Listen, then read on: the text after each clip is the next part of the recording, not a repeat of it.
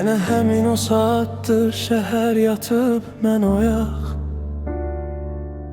Divarların rəngi də sən gedəndən çox soyuq.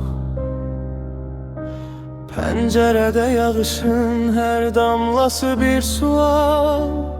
Sensizlik bir gerçektir, seninle olmak hayal. Qəlbim hələ də sükut dolu, bilmirdim bu qədər çətin olar ayrılıq yolu.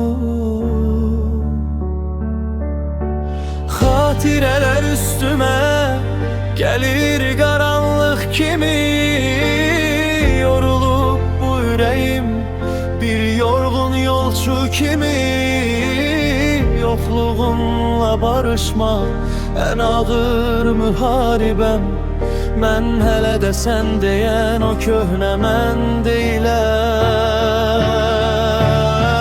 Səni mənə gətirməyən yollara nifrət edirəm. Hər gün eyni nöqtədə sən gələrsən deyirəm. Gözlərimdə bir dəniz sahilində sən yoxsan. Mən sükuta sığınmışam. Bəlkə sən də darıxsan, bəlkə sən də darıxsan.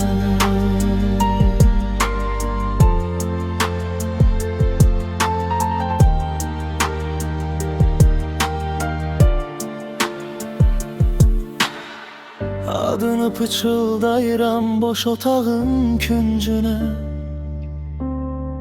İnanmaq istəmirəm ayrılığın gücünə.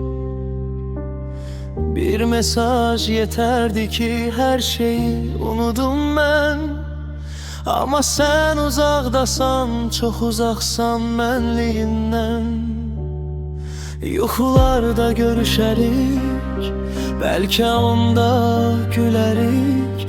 Biz bu eşkin içinde yavaş yavaş ölərik sessizce.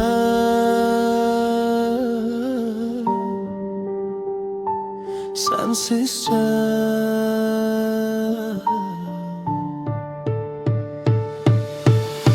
Səni mənə gətirməyən yollara nifrət edirəm. Hər gün eyni nöqtədə sən gələrsən deyirəm. Gözlərimdə bir dəniz sahilində sən yoxsan. Mən sükuta sığınmışam. Bəlkə sən də darıxsan, bəlkə sən də darıxsan.